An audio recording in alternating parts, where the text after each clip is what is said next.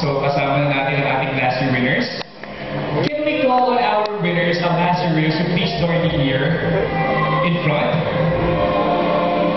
You're gonna help me awarding our top winners. Please.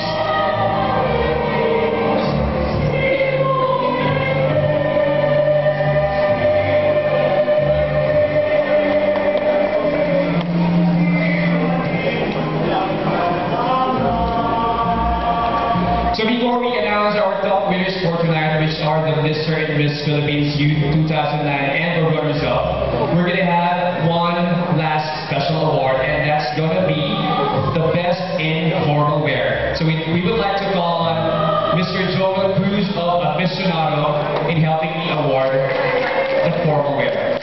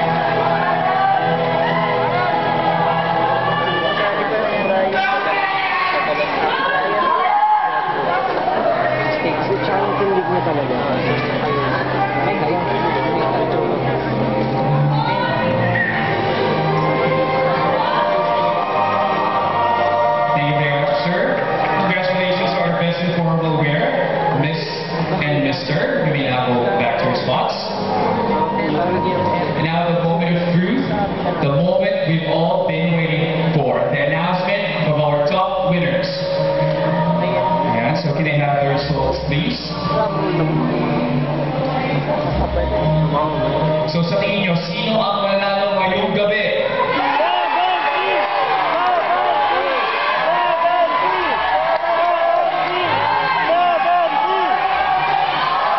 Alright, we would like to call on Sir Gerald Ortiz and company, Mayor Kiko Soriano, Director Joey Pilaes, Madam Ellie. Why don't you mention all of them, sir? These are the board of judges. One of my compadres, one of the best mayor in our country. The pride of that is Dahil Camarines Norte. Mayor Tito Sarion. At akong nilalagay sa sobre yung listo, the grandson of the former Vice President, the boss of DepEd, Executive Director Joey Pilaes. Former President of Quezon Tayagas Association, Madam Ellie Isaac. From the Department of Energy and Natural Resources, Department of Environment and Natural Resources. Powered by the National Student Officer, Madam Maggie Dangan.